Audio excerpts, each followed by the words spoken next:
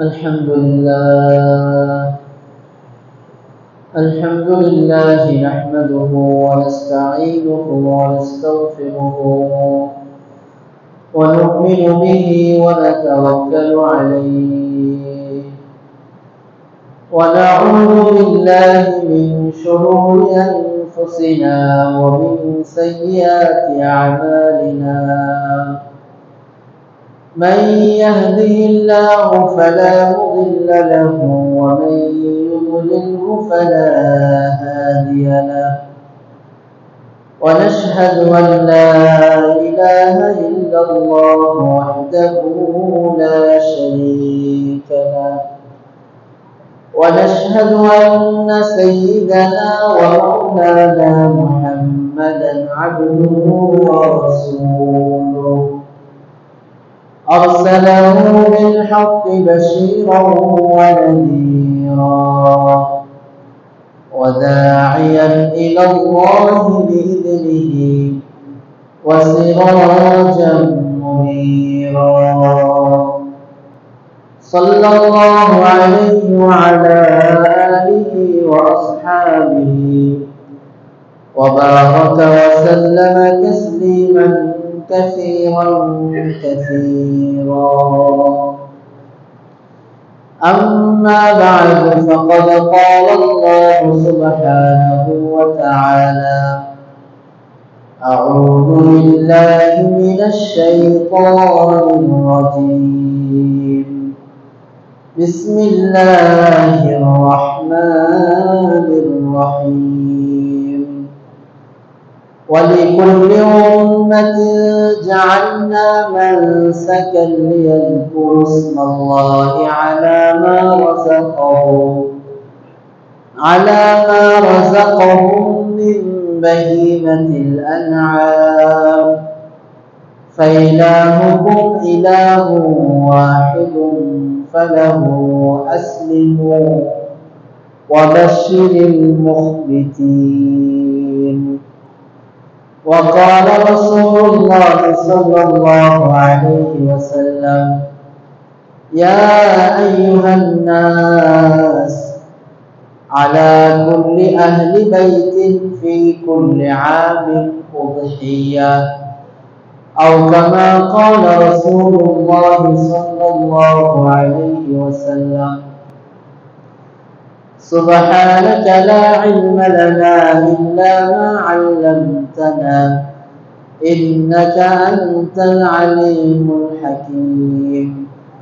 سبحانك لا فهم لنا إلا ما فهمتنا إنك أنت الجواد الكريم.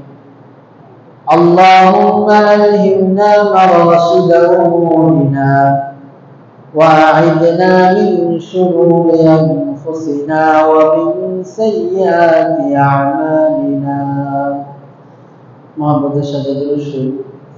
اللهم صل على محمد وعلى آل محمد كما صليت على إبراهيم وعلى آل إبراهيم إنك حميد مجيد.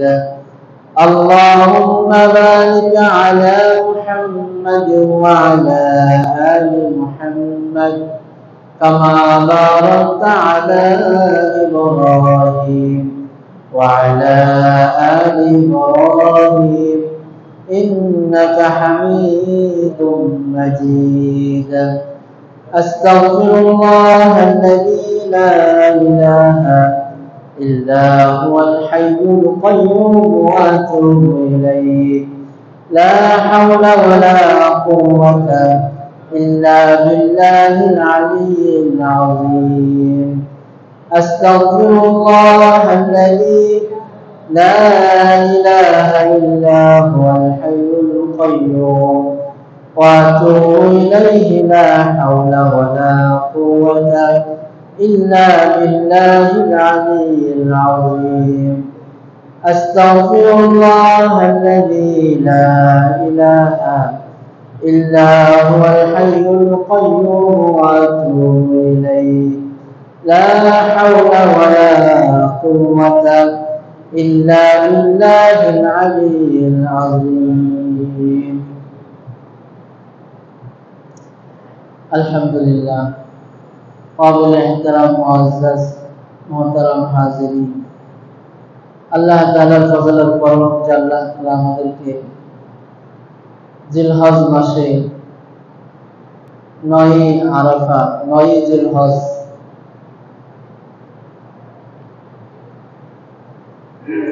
जुमार नामाज आदाয়ের জন্য মসজিদে আসার বসার তৌফিক দান করেছেন। এজন্য আমরা দিন থেকে শুকরিয়া আদায় করি আলহামদুলিল্লাহ। আল্লাহ সুবহানাহু ওয়া তাআলা কোরআনে কারীমের মধ্যে আদেশ করেছেন, ইয়া আইয়ুহাল্লাযীনা আমানু ইযা নুদিয়া লিস-সালাতি ইয়াউমিল জুমআহ ফাসআউ ইলা যিকরিল্লাহ। হে ঈমানওয়ালারা, যখন তোমাদেরকে জুমার দিন নামাজের দিকে ডাকা হয়, আল্লাহর জিকিরের দিকে আহ্বান করা হয়, ফাসআউ ইলা যিকরিল্লাহ, তোমরা দ্রুত মসজিদের দিকে আসো। আল্লাহর এক একটা হুকুমের দাম ৭ আসমান জমিনের চাইতেও বেশি। আল্লাহ তাআলা আমাদেরকে আল্লাহর হুকুম পুরা করার তৌফিক দান করছেন। এজন্য আমরা দিল থেকে শুকরিয়া আদায় করি আলহামদুলিল্লাহ।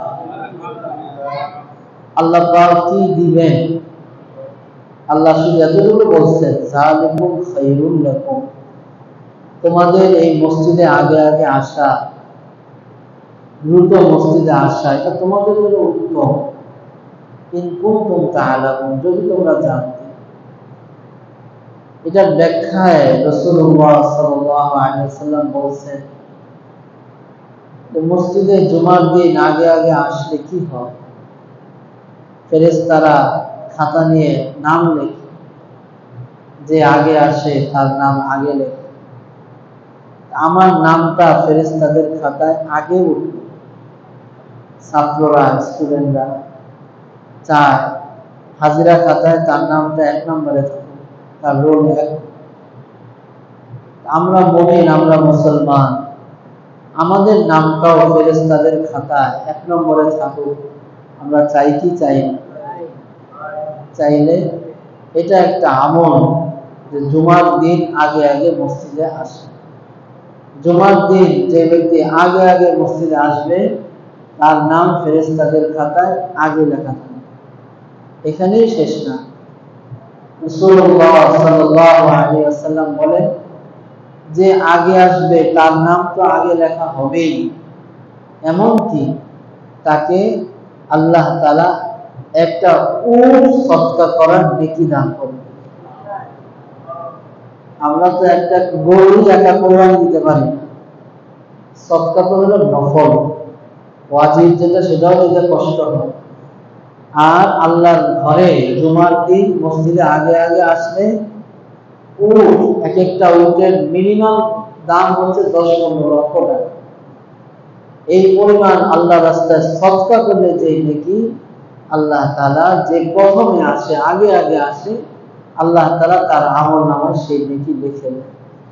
আচ্ছা বলেন তো, আমরা যদি সবাই আগে আগে আসি আর আল্লাহ যদি আমাদের সবাইকে সমপরিমাণ নেকি দান করেন, আল্লাহর খাজানায় কি কম হবে? কমই আছে। এটা মানুষের বেলায় হয় যে সে দিতে নাও পারে, একজনকে দিতে আরেকজনকে দিতে নাও পারে, তার কমই হয়ে যাবে। কিন্তু আল্লাহর খাজানা অফুরন্ত অসীম। আল্লাহ সবাইকে দিলেও আল্লাহর খাজানায় কম হবে না। এজন্য আমরা সবাই জুমার নামাজে, এমনকি প্রত্যেক নামাজে আগে আগে আসার চেষ্টা করব। রাসূলুল্লাহ সাল্লাল্লাহু আলাইহি ওয়াসাল্লাম বলেছেন, কাল হাসরের ময়দানে আল্লাহ তাআলা 7 শ্রেণীর মানুষকে আল্লাহর আরশের নিচে স্থান দিবেন, যেদিন আল্লাহর আরশের ছায়া ছাড়া অন্য কোনো ছায়া থাকবে না। গাছের ছায়া, না ছাদের ছায়া, না তাঁবুর ছায়া, কোনো ছায়া থাকবে। একমাত্র আল্লাহর আরশের ছায়া। আল্লাহ, সেদিন আল্লাহ তাআলা ওই ব্যক্তিকে আল্লাহর আরশের নিচে ছায়া দিবেন। রাজুলুন কলবুহু মুআল্লাকুন ফিল মাসাজিদ, যার কলবটা, যার অন্তরটা, যার চিন্তা ফিকির সব সময় মসজিদের সাথে লাগা। কখন মসজিদে যাব, কখন মসজিদে আসব, কখন মসজিদে নামাজের সময় হবে, মসজিদের মধ্যেই পড়েছে। এমনও হাদিস শরীফের মধ্যে আসছে, যে ব্যক্তি বেশিরভাগ সময় মসজিদে কাটায়, সে যখন মসজিদ থেকে বের হয়, ফেরেশতারাও তার সাথে সাথে বের হয় তাকে সাহায্য করার জন্য। সে যে কাজটা করে, ওই কাজে ফেরেশতারাও তাকে সাহায্য করে, যেন ওই কাজটা সে দ্রুত সেরে আবার মসজিদে আসতে পারে। হাদিস শরীফের মধ্যে আসছে, মসজিদের মধ্যে মুমিনের অবস্থা হচ্ছে এমন যেমন মাছের অবস্থা পানির মধ্যে। মাছ পানির মধ্যে থাকতেই পছন্দ করে, পানি থেকে বের করলে মাছের ছটফটানি। ঠিক যে মুমিন হবে, সে মসজিদেই থাকতে পছন্দ করবে, মসজিদ থেকে বের হলে তার ছটফটানি শুরু হবে, আবার কখন মসজিদ আসে। আচ্ছা বলেন তো, আপনারা যেখানে বসে আছেন কোন গুনাহ হচ্ছে? রাস্তায় যদি থাকেন, ঘর বাড়িতে যদি থাকেন, কিছু গুনাহ যদি নাও করেন, তারপরও চোখের গুনাহ হইতেই থাকে। রাস্তা দিয়ে হাঁটেন, চোখের গুনাহ। ঘরে বসে থাকেন, টেলিভিশন ছাড়েন, চোখের গুনাহ। মোবাইল টিপেন, চোখের গুনাহ। আর মসজিদে মুনাফিকের অবস্থা হচ্ছে পাখির অবস্থা। পাখির খাঁচা যখন পাখির খাঁচার মধ্যে থাকে, তখন পাখির যে অবস্থা হয়, মুনাফিকের মসজিদের মধ্যে আসলে অবস্থা, কখন সে এখান থেকে বের হয়, কখন বের হয়, কখন বের হয়। হুজুর সাল্লাল্লাহু আলাইহি ওয়াসাল্লাম বলেন, আজকে যে সর্বপ্রথম মসজিদে আসবে এবং সর্বশেষ মসজিদে যাবে, সে জান্নাতি। সবাই আগে আগে আসার চেষ্টা। দেখলেন যে যত আগে আসে, আবু বকর রাদিয়াল্লাহু তাআলা সবাই যাওয়ার জন্য আজকে দেরিতে যাবে, যে যত দেরিতে যান সব শেষে আবু বকর যাচ্ছে। হুজুর সাল্লাল্লাহু আলাইহি ওয়াসাল্লাম সকালবেলা ফজরের নামাজের পরে জিজ্ঞাসা করলেন, আচ্ছা আজকে কে রোজা রাখছে? আবু বকর রাদিয়াল্লাহু তাআলা আমি। হুজুর সাল্লাল্লাহু আলাইহি ওয়াসাল্লাম জিজ্ঞাসা করেন, আচ্ছা আজকে কে অসুস্থ ব্যক্তিকে দেখতে গেছে? আবু বকর রাদিয়াল্লাহু তাআলা বলেন আমি। মানুষ চিন্তা করলো যে এত সকালবেলা অসুস্থ ব্যক্তিকে দেখতে যাওয়া এটা কিভাবে সম্ভব? আপনি কাকে দেখতে গেছেন? আবু বকর জিজ্ঞাসা করলেন, আপনি কাকে দেখতে গেছেন? আবু বকর রাদিয়াল্লাহু তাআলা বললেন, কেন তুমি কি জানো না মদিনার কোন সাহাবী অসুস্থ, আমি তাকে দেখতে গেছি। মানে বুঝাচ্ছেন নেকের কাজে দেরি করতে, নেকের কাজে তাড়াতাড়ি করো, নেকের কাজ তাড়াতাড়ি করো। আল্লাহ তাআলা আমাদেরকে এই জুমার দিনের পরিপূর্ণ ফজিলত, আবার আজকে 9 জিলহজ, 9 জিলহজ হিসাবে আমাদের দেশ হিসাবে আরাফাত দিন, যদিও সৌদি আরবের মধ্যে আরাফাত দিন চলে গেছে, তো খুবই গুরুত্বপূর্ণ দিন। যারা আসতে পেরেছি তা আল্লাহই এনেছেন, আল্লাহর ফজলে, আল্লাহর অনুগ্রহে আমরা আসতে পেরেছি। এজন্য আল্লাহর দরবারে আবার শুকরিয়া আদায় করি, বলি আলহামদুলিল্লাহ। যেহেতু কালকের দিনে কোরবানির ঈদের দিন, এই কোরবানি আল্লাহ তাআলা যুগে যুগে উম্মতের উপর ফরজ করেছিলেন। যেমন রোজা পূর্ববর্তী উম্মতের উপর ফরজ ছিল। আল্লাহ পাক বলেছেন, ইয়া আইয়ুহাল্লাযীনা আমানু কুতিবা আলাইকুমুস সিয়াম কামা কুতিবা আলাল লাযীনা মিন ক্বাবলিকুম, তোমাদের উপর যেরকম রোজা ফরজ করা হয়েছে, তোমাদের পূর্ববর্তীদের উপর রোজা ফরজ। এখন আমাদের উপর কোরবানি ওয়াজিব। আল্লাহ পাক বলেন, তোমাদের পূর্ববর্তী উম্মত যত উম্মত দিয়েছে প্রত্যেক উম্মতের উপরে এই কোরবানি ছিল। ওয়ালিকুল্লি উম্মাতিন জাআলনা মানাসিকাহুম লিয়াযকুরু ইসমাল্লাহি আলা মা রাযাকাহুম মিন বাহিমাতিল আনআম ফাইলাহুকুম ইলাহুন ওয়াহিদুন ফালাহু আসলিমু ওয়া বাশশিরিল মুখবিতিন। আল্লাহ আল্লাহ পাক বলেন ওয়ালিকুল্লি উম্মাতিন, প্রত্যেক উম্মতের জন্য জাআলনা মানাসিকাহুম, আমি তাদের কুরবানিকে নির্ধারণ করেছি। লিয়াযকুরু ইসমাল্লাহ, যাতে তারা আল্লাহর নাম স্মরণ করে, আলা মা রাযাকাহুম মিন বাহিমাতিল আনআম, তারা যে চতুষ্প জন্তু কুরবানি করবে এই কুরবানির জন্তুর পরে যেন আল্লাহর নাম স্মরণ করে, অর্থাৎ আল্লাহর নামে জবাই করে। ফাইলাহুকুম ইলাহুন ওয়াহিদ, আল্লাহ পাক বলেন দেখো তোমাদের ইলাহ হচ্ছে এক ইলাহ। আমাদের ইলাহ কয় ইলাহ? লা ইলাহা ইল্লাল্লাহ, আল্লাহ ছাড়া আমাদের কোনো ইলাহ নাই। তার মানে আমরা যত জবাই করব সমস্ত জবাই আল্লাহর নামেই হবে, অন্য কোনো প্রাণীর নামে, মানুষের নামে, পীরের নামে, কারো নামে জবাই করা জায়েজ। আল্লাহ পাক বলেন ফাকুলু মিম্মা যুকিরা ইসমুল্লাহি আলাইহি, তোমরা ওটা থেকে খাও যেটা আল্লাহর নামে জবাই করা হয়েছে। ওয়ালা তাকুলু মিম্মা লাম যুকিরা ইসমুল্লাহি আলাইহি, তোমরা ওইটা খাও না যেটা আল্লাহর নামে জবাই করা হয় নাই। তাহলে জবাই হবে কার নামে? তাহলে আপনারা বা আমরা যে একটা কথা বলি যে আমার নামে কোরবানি, বাবার নামে কোরবানি, ছেলের নামে কোরবানি, আসলে এই শব্দটা ভুল। আমাদের নামে কোরবানি না, আমাদের পক্ষ থেকে কোরবানি, আমাদের পক্ষ থেকে কোরবানি। কোরবানি হবে আল্লাহর নামে। কোরবানি হবে কার নামে? ওই যে 7 নাম, ওই 7 নাম থেকে নামে এসে একটা গরুতে সর্বোচ্চ 7 নাম দেওয়া যায়। তো নামে নামে করতে করতে এখন আমার নামে কোরবানি দিয়ে, আমার বাবার নামে দিয়ে, মার নামে দিয়ে, অমুকের নামে দিয়ে, এগুলো ভুল কথা। আল্লাহর নামে কোরবানি হবে আপনার পক্ষ থেকে।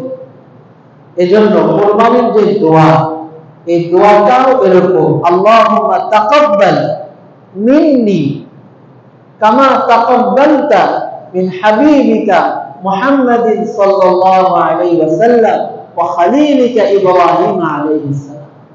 এখানে বলা হচ্ছে আল্লাহুম্মা তাকাব্বাল, আল্লাহ আপনি কবুল করেন, মিন্নি আমার পক্ষ থেকে, কামা তাকাব্বালতা মিন হাবিবিকা, যেভাবে আপনি কবুল করেছিলেন আপনার হাবিব এবং আপনার খালিলের পক্ষ থেকে। তাহলে কথাটা কি হবে? আমার নামে না, অমুকের নামে না, আমার পক্ষ থেকে, আমাদের পক্ষ থেকে। বয়ানের সাথে সাথে মাসালাগুলো বলে দিচ্ছি, একটু মনোযোগ দিয়ে মনে রাখতে হবে। আপনি লিস্ট করছেন 7 জনের লিস্ট,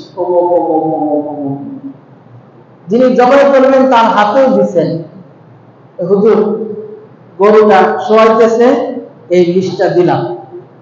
আরেকজনে আয়েশা হুজুরের টান দিয়ে নিয়ে গেছে, হুজুর তাড়াতাড়ি আসেন, গরুটা শোয়াই ফেলেছে।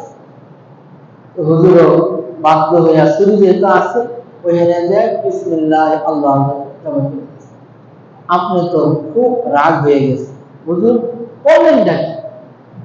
আপনার হাতে আমার কাগজ, আর কোরবানি করলেন আরেকজনের গরু, এই সব তো শেষ করে দিলেন না। হুজুরের হাতে স্লিপেও কিচ্ছু হবে না, হুজুরের মুখের বলাতেও কিচ্ছু হবে না। আপনি যার যার নিয়তে, যার যার পক্ষ থেকে আপনি কোরবানি করছেন, ওই হুজুর যতই যেভাবেই কোরবানি করবেন তাদের পক্ষ থেকে কোরবানি হবে। এটা টেনশনের কোনো কারণ নেই, পড়ার কোনো বিষয় না। যেহেতু নামগুলো পড়েন, অনেকে নিশ্চয় বলে হুজুর নামগুলো পড়েন, নামগুলো পড়তে হবে কেন? আল্লাহ কি জানেন না? আল্লাহ তো জানেন। এখানে নাম পড়ানোর বিষয় না, নাম দেওয়ার বিষয় না। হুজুরকে দিয়ে এই জন্য জবাই করাবেন। আমাদের অভিজ্ঞতা আমরা দেখছি, একটা মুরগি জবাই করতে যদি দোকানে যাই, বলতে বলতে মুখে ফেনা চলে আসে, বিসমিল্লাহ বল, বিসমিল্লাহ বল, বিসমিল্লাহ বল, কয়বার বিসমিল্লাহ বল? ডেইলি 100 মুরগি জবাই করতে হয়, বেচারা ক্লান্ত হয়ে গেছে বিসমিল্লাহ বলতে বলতে। হুজুর দেখলে বলে বিসমিল্লাহি আল্লাহু আকবার, পরে আমি দাঁড়ায় রয়েছি, দেখছি যে আমি তো হুজুর মানুষ, আমারটা বিসমিল্লাহ বললো, আরেকজন সাধারণ মানুষ গেছে তারটাও কি বিসমিল্লাহ বলে নাকি? এই না। চিন্তা করছে হুজুরেরটা বিসমিল্লাহ না বললে তো হুজুর রাগ করবে, আমার ধমক দিবে, এজন্য বিসমিল্লাহ জোরে বলতে হবে। আর যে চিনে না আমারে বা হুজুর চিনে না, একটা বিসমিল্লাহ জোরে বলে, আমি ভাই বিসমিল্লাহ বলবো না, তো হুজুর পড়ছে। এই জন্য হুজুর কি আপনি কোন আপনার কোরবানিটা করাবেন যাতে বিসমিল্লাহটা ঠিক মতন হয়। কারণ মাসালা হচ্ছে গরু যারা ধরবে, কথাটা ভালো করে বুঝছেন, গরু যারা ধরবে তাদেরও বিসমিল্লাহ আল্লাহু আকবার বলতে হবে। আমরা কসাই দিয়ে করাই, নিরুপায় হয়ে কসাই দিয়ে করাইতে হয়, কাটার লোক নাই, অস্ত্রপাতি যন্ত্রপাতি নাই, সবাই মিলে ধরে, এদের তো টার্গেট হলো 20টা ফলাইতে হবে। আপনার বিসমিল্লাহ সময় তো নাই, এখন আর মাথায় হলো 20টা ফলাইতে হবে, বিসমিল্লাহ মাথায় নাই, সবাই মিলে ধরছে, দিচ্ছে জবাই, বিসমিল্লাহ সবাই বলেন। এখানে মাসালা হচ্ছে কেউ যদি ইচ্ছাকৃত বিসমিল্লাহ না বলে, বিসমিল্লাহ বলবো না, তাহলে কিন্তু জবাই হবে, হারাম হয়ে যাবে। আর যদি অনিচ্ছায় হয়, টেনশন কাজ করতেছে, তাহলে আল্লাহ মাফ করে দিবেন। ফতোয়া কিতাবে আসছে যেহেতু মুখে বিসমিল্লাহ উচ্চারণ না করলেও মুসলমান হিসাবে তার অন্তরে বিসমিল্লাহ আছে। এজন্য হুজুর দিয়ে জবাই করানো উচিত, যে হুজুরের বিসমিল্লাহ বলতে ভুলবেন না। বিসমিল্লাহ আল্লাহু আকবার। এর আগে দোয়া করতে পারেন, ইন্নী ওয়াজ্জাহতু ওয়াজহিয়া লিল্লাযী ফাতারাস সামাওয়াতি ওয়াল আরদি হানিফা ওয়া মা আনা মিনাল মুশরিকিন ইন্নাস সালাতি ওয়া নুসুকি ওয়া মাহইয়ায়া ওয়া মামাতি লিল্লাহি রাব্বিল আলামিন লা শারীকা লাহু ওয়া বিযালিকা উমিরতু ওয়া আনা আউয়ালুল মুসলিমিন। এরপর আল্লাহুম্মা তাকাব্বাল মিন্নি কামা তাকাব্বালতা মিন হাবিবিকা ওয়া খালিলিকা মুহাম্মাদিন ওয়া ইব্রাহিম আলাইহিস সালাম। আমরা যেগুলো পারেন না, এজন্য হুজুর করবেন। তো জবাই হবে কার নামে? জবাই হবে আল্লাহ। তা আল্লাহ পাক বলে দিয়েছে, ওয়া ইলাহুকুম ইলাহু ওয়াহিদ ফালাহু আসলিমু। সুতরাং আত্মসমর্পণ করো। ইব্রাহিম আলাইহিস সালামের ঘটনায় আছে, আল্লাহ পাক ইব্রাহিম আলাইহিস সালামকে সন্তান দিলেন। তো ওনার বয়স তখন প্রায় 100 ছুঁই। 100 বয়সে, 100 বছরের বয়সে যে মানুষটা, ওই মানুষটা তো মুরগি জবাই করতে পারে, ঠিক কিনা বলে? ঠিক না? মুরগি জবাই করতে পারে। আল্লাহ পাক বললেন যে মানুষ জবাই করতে হবে। ফালাম্মা বালাগা মাহু সা'য়া, যখন ইসমাঈল আলাইহিস সালাম 10-12 বছর, কেউ বলছেন 15 বছর, এই বয়সে উপনীত হলেন, মানে বাবার কাজের সহযোগিতা করতে পারেন, আল্লাহ পাক স্বপ্নে দেখেন আল্লাহ পাক চাইলে কিন্তু জিবরাইলকে ওহী পাঠাইতে পারতেন, ওহী পাঠাননি। নবীদের স্বপ্নটাও ওহী। বললেন, ইয়া বুনাইয়া ইন্নী আরা ফিল মানাম আন্নী আযবাহুকা ফানজুর মাযা তারা। আমি স্বপ্নে দেখেছি তোমাকে জবাই করতেছি, এখন তোমার কি ইচ্ছা? ইব্রাহিম আলাইহিস সালাম নবী, ইসমাঈল আলাইহিস সালাম হুবহু নবী, সামনে নবী হবে। উনি বললেন, ইয়া আবাতি ফাল মা তুকমা, হে আমার পিতা, আমার মহব্বতের পিতা, আমার সম্মানিত পিতা, আমার প্রিয় পিতা, আল্লাহ পাক আপনাকে যে আদেশ করছেন, ইফআল মা তুকমা, আপনাকে যে আদেশ করেছেন করেন। সাতাজিদুনি ইনশাআল্লাহ মিনাস সাবিরিন, অবশ্যই আমাকে আপনি সাবিরিনদের অন্তর্ভুক্ত করবেন।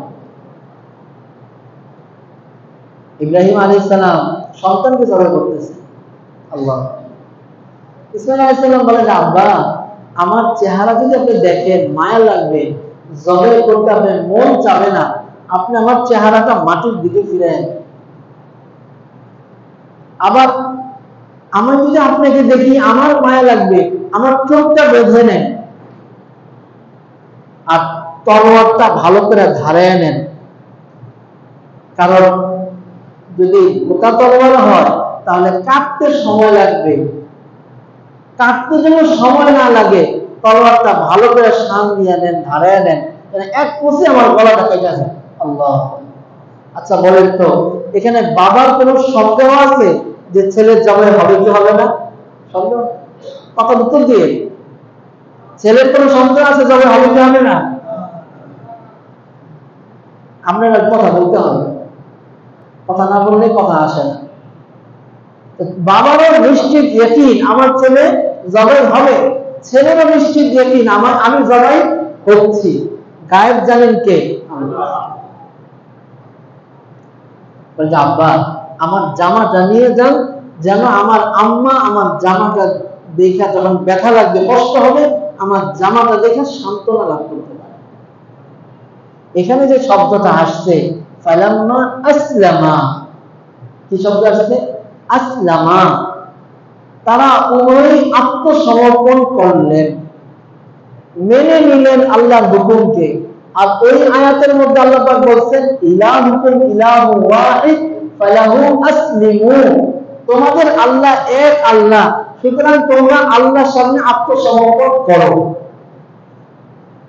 আল্লাহ, এখানে আল্লাহ পাক আত্মসমর্পণ করতে বলেন ইব্রাহিম আলাইহিস সালাম, ইসমাঈল আলাইহিস সালাম, ওরা আত্মসমর্পণ করলেন জান দিয়ে, সন্তান দিয়ে। আর ওইখানে আল্লাহ পাক আত্মসমর্পণ করতে বলেন পশু দিয়ে। বলেন তো আল্লাহ পাক আমাদের উপর ইনসাফ করছেন, দয়া করছেন না জুলুম করছেন? দয়া করছেন। আল্লাহ যদি বলতেন ফালাহু আসলিমু, ইব্রাহিম আলাইহিস সালাম যেরকম ফালাম্মা আসলামা, বাবা তার সন্তানকে জবাই করতেছে, তোমরাও তোমাদের সন্তানকে জবাই করো, আল্লাহর কসম, আল্লাহর কসম, আল্লাহর কসম, এই জবাইয়ের কোনো বিকল্প পথ থাকতো না। বনি ইসরাইল মুসা আলাইহিস সালামের জামানায় মুসা আলাইহিস সালাম আল্লাহর কাছে বলছে, ফেরাউনের কবর থেকে আল্লাহ পাক নাজাত দেওয়ার পরে গেছে ফিলিস্তিনে পড়ছে, পরে বলেন যে আল্লাহ আমরা যদি এখন নাজাত পাইছি, এখন তো পরিপূর্ণ দিন মানতে পারবো, এখন একটা শরীয়ত দেন, একটা দিন দেন। তো শরীয়ত দিন কিভাবে দিবেন? এটা তো কিতাব দিলে এটাও কিন্তু, আসো তুমি পাহাড়ে আসো, 30 দিন রোজা রাখো, ইবাদত বন্দেগী করো, কিতাব দিন। 30 দিন রোজা রাখছেন, কিন্তু আল্লাহকে জিজ্ঞাসা না করে ইফতারি করে ফেলছে, রোজা ভেঙে ফেলছে। আল্লাহ বলেন আরো 10 দিন বাড়ায় না, 40 দিন পূর্ণ করো। এই ফাঁকে দিয়ে সামিরি বনি ইসরায়েলের এক লোক, সে খুব বিচক্ষণ ছিল। অনেক সময় বিচক্ষণ তো অনেক ভালো জিনিস, আবার অনেক সময় দেখবেন অনেক ব্রিলিয়েন্ট যারা, এরা পথভ্রষ্ট হয়ে যায়, রাস্তায় রাস্তায় ঘুরে মাথার ম্যান যাতায়াতে তারটা সিরিয়াস। তো সামিরি অনেক ব্রিলিয়েন্ট ছিল, খুব বিচক্ষণ ছিল। সে একটা জিনিস লক্ষ্য করছে, জিবরাইল আলাইহিস সালাম যে ঘোড়া নিয়ে আসছে, ফেরাউনের ঘোড়াকে নিম্নদে নামানোর জন্য, এই জিবরাইল আলাইহিস সালামের যে ঘোড়া, এই ঘোড়ার পা যেদিক দিয়ে পড়তো ওই দিক দিয়ে ঘাস জন্মায় অটোমেটিক। এটা একটা আজীব জিনিস না? আশ্চর্যের বিষয় না? উনি কি করছেন? এই ঘাসগুলা পকেটে নিচ্ছে, ঘাসগুলা সংগ্রহ করছে, ছেড়ে দেন নাই। ব্রিলিয়েন্ট। ওই যে মুসা আলাইহিস সালাম গেছেন তুর পাহাড়ে তাওরাত কিতাব আনতে, উনি সবাই বলছেন দেখো তোমরা তো যে মিশর থেকে আসছো, অনেক স্বর্ণ গয়না যে যা পারছো গয়না সব নিয়ে আসছো, এক কাজ করে এগুলা সব একসাথে জমা করো। জমা করছে পরে এটা যদি একটা বেড়ার আকৃতি বানাইছে, বকরির আকৃতি বানাইছে, আকৃতি বানাইয়া এটার মুখের মধ্যে ওই যে ঘাস, জিবরাইল আলাইহিস সালামের ওই ঘোড়ার পায়ের মধ্যে যে নিচে যে ঘাস হয়েছিল, ঘাস দিয়ে নিচ্ছে, ওই ঘাস ওই বকরির মুখের ভিতরে ঢুকাই দিচ্ছে। যেই ঢুকাই দিচ্ছে ওই বকরি এখন ব্যয় করা শুরু করছে। আচ্ছা, স্বর্ণ দিয়া বানানো বকরি কখনো ব্যয় করতে পারে? এটা আজীব জিনিস না? আজীব জিনিস দেখা ওই বনে ইসরাইল বলে এটাই তো আমাদের খোদা। সামির বলে হ্যাঁ, তোমাদের খোদার কাছে যে মুসা তাওরাত কিতাব আনতে গেছে, আরে ওইখান থেকে খোদা এখানে চলে আসছে, এবারে বুঝাবো। এখন আল্লাহ পাক মুসা আলাইহিস সালামকে বলেন, মুসা তুমি যে এখানে এসে তাওরাত কিতাব নেওয়ার জন্য বসে রইছো, তোমার কওমের কি অবস্থা জানো? আল্লাহ কি হইছে? তারা যত শেষ, বলেন কি? তো উনি আরেক জিফিহি ফিত্তাবুত, এই আপনার ওনার যে তাওরাত কিতাব, ওই তাওরাত কিতাব উনি ঢিলা মেরে ফালাইয়া ওই কওমের কাছে যখন আসছেন সবগুলা দেখাইছে। কি হয়েছে? বলে এই কাহিনী। বলে এখন কি করতে হবে? এখন আল্লাহ পাকের পক্ষ থেকে তওবার বিধান আছে।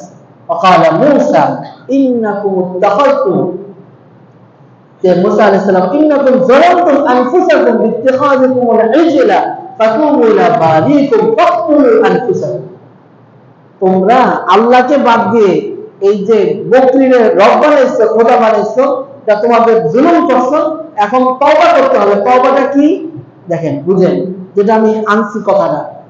তওবা হচ্ছে এটা, তোমরা যারা এই বকরির পূজা করছো তারা সকালবেলা হাত পা বেঁধে ঘরের সামনে গলাটা টান করে বসে থাকবা।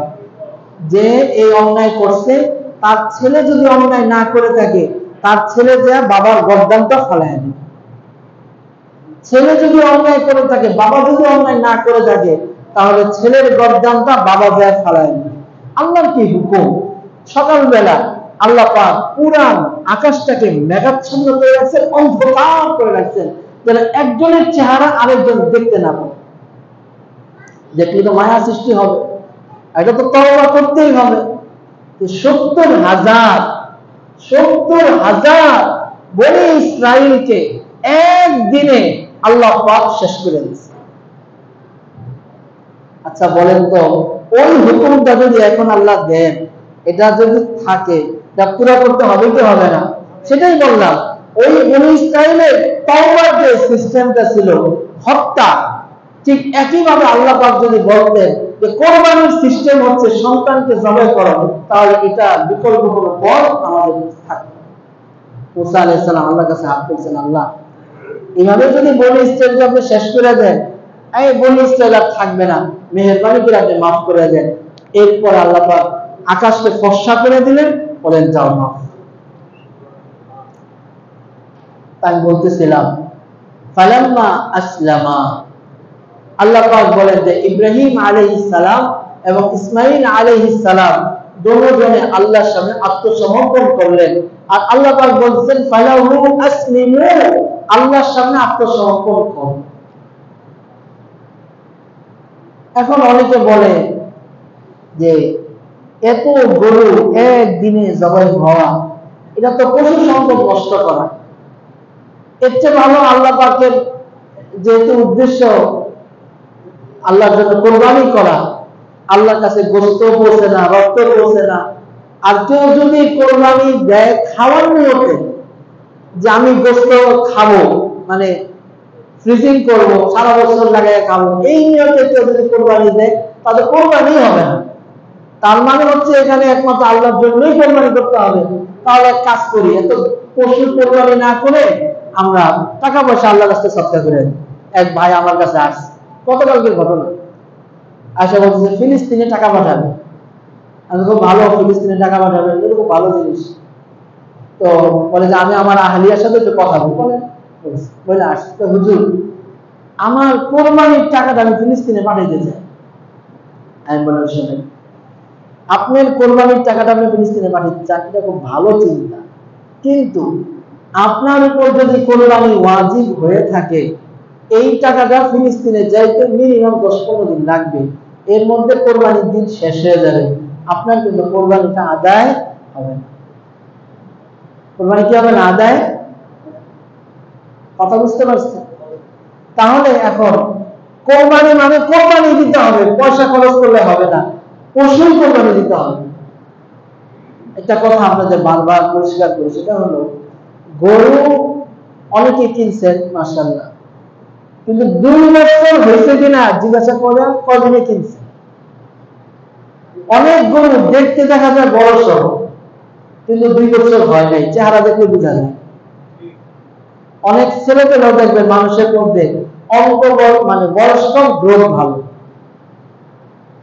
গরুর মধ্যে এরকম আছে, গরু দেখতে সুঠাম, বাস ব্যাপারী নিয়ে আসছে, বেচলে বেটার পয়সা হবে, বেটার প্রয়োজন টাকা, আপনার বড় গরু দেখে কিনছেন, কিন্তু 2 বছর বয়সে হয়নি, এই গরু দিয়ে কিন্তু কোরবানি হবে না। খাসি, খাসির সবার বাজেট হলো 10,000, 10,000 হইলে একটা খাসি। আর খাসি যদি 10,000 টাকা দিয়ে 1 বছরে খাসি না পান, তাহলে কিন্তু এই কোরবানি হবে না। অনেকে খাসি 6 মাসের দেখা গেল 1 বছরের না, এটা ভুল মাসালা। খাসি, দুম্বা, ভেড়া, কয়টা কথা বললাম? 3টা।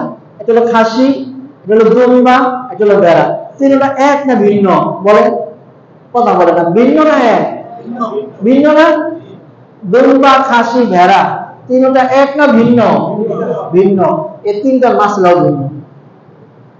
খাসি যদি দেন, ওইটার 1 বছর হইতেই হবে, ওইটা দেখতে 1 বছরের মতো, হইছে 6 মাস, এই খাসিতে কোরবানি হবে না। হ্যাঁ, আপনি যদি দুম্বা দেন, ভেড়া দেন, এইটা দেখতে 1 বছরের মতো, কিন্তু হইছে 6 মাস, এরকম দুম্বা ভেড়া দিয়ে কোরবানি দিলে কোরবানি হবে। কথা বুঝে আসছে?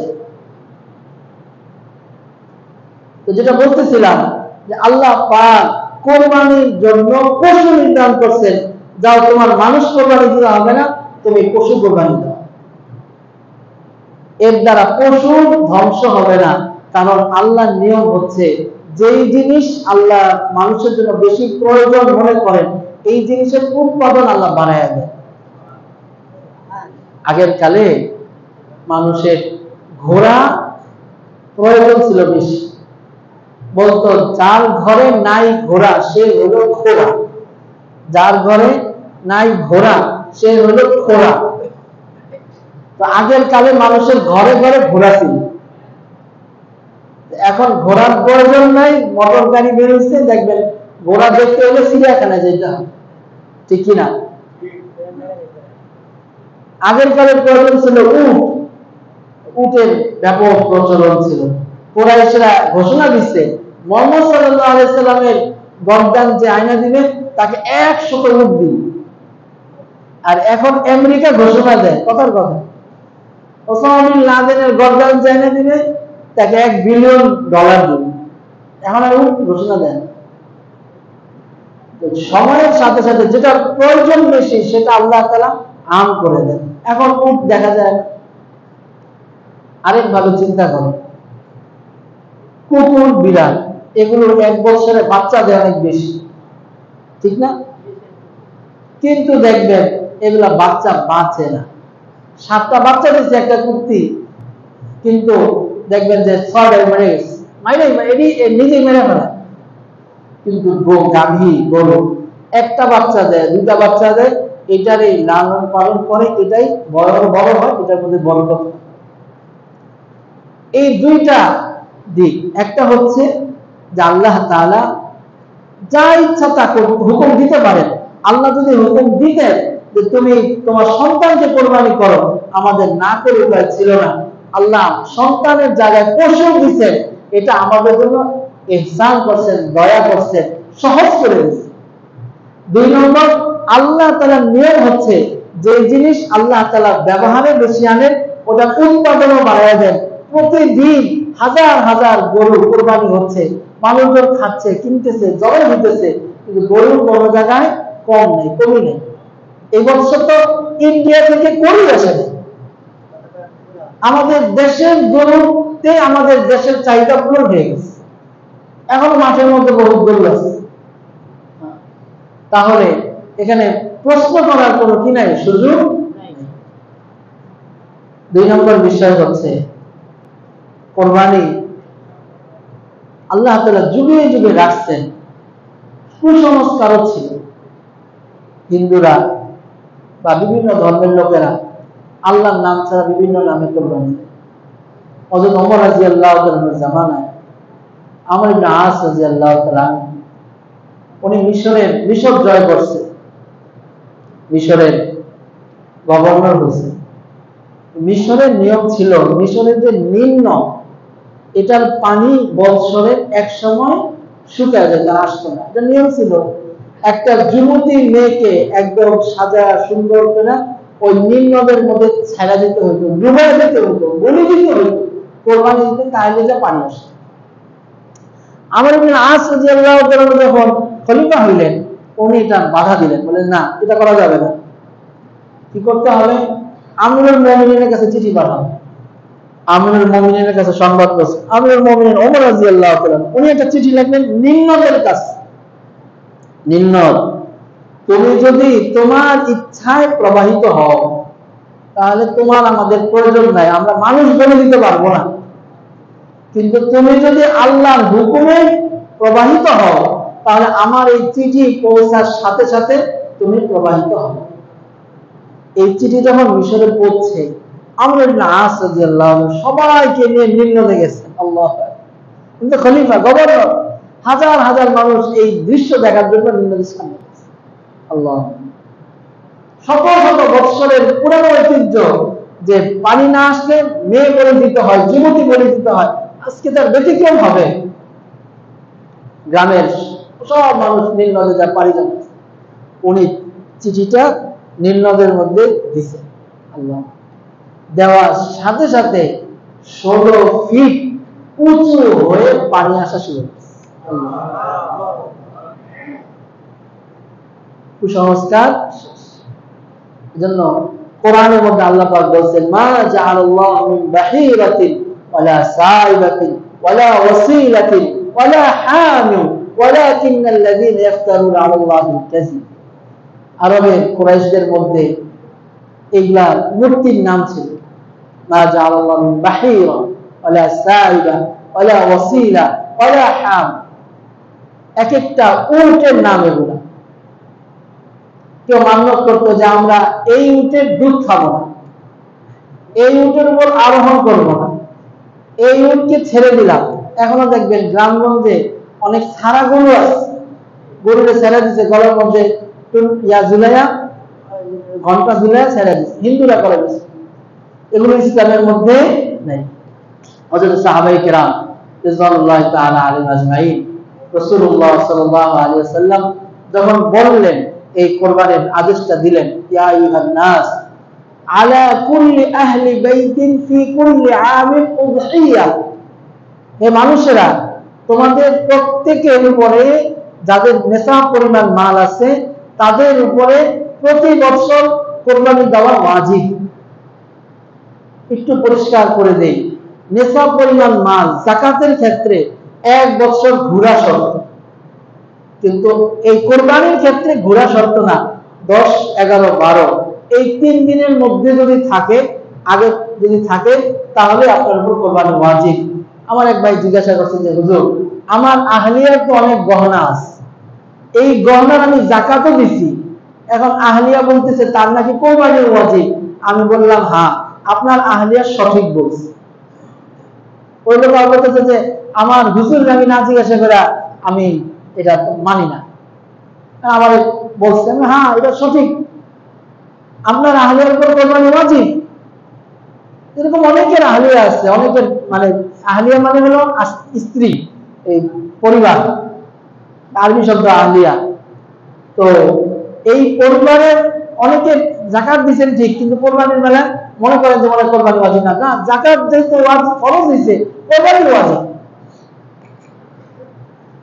রাসূলুল্লাহ সাল্লাল্লাহু আলাইহি ওয়াসাল্লাম বললেন, মান কানা লাহু সাআতুন ওয়া লাম ইউযাহি ফালা ইয়াকরুবান্না মুসাল্লানা, যে কোরবানি দেওয়ার সামর্থ্য রাখে তারপরে কোরবানি দেয় না, সে আমাদের ঈদগাহে না আসুক।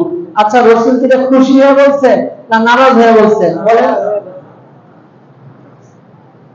সাহাবায়ে কেরাম বললেন, ইয়া রাসূলুল্লাহ মা হাযিহিল আদাহি, এই কোরবানি এটা কোথা থেকে আসলো? রাসূলুল্লাহ সাল্লাল্লাহু আলাইহি ওয়াসাল্লাম বললেন, সুন্নাতু আবিকুম ইব্রাহিম, এটা তোমাদের পিতা ইব্রাহিম আলাইহিস সালামের সুন্নাহ। সাহাবা বলেন ফামা লানা ফিহা, ইয়া রাসূলুল্লাহ আমরা কুরবানি করব ইব্রাহিম আলাইহিস সালামের সুন্নাহ, আমরা কি পাবো? রাসূলুল্লাহ সাল্লাল্লাহু আলাইহি ওয়াসাল্লাম বলেন বিকুল্লি শাহরিন হাসানা, প্রত্যেকটা পশমের বিনিময়ে সওয়াব। সুবহানাল্লাহ। সাহাবা বলেন ফামাসসু ইয়া রাসূলুল্লাহ, ভেড়ার তো পশম বেশি, দুম্বার তো পশম বেশি, সেগুলো কি হবে?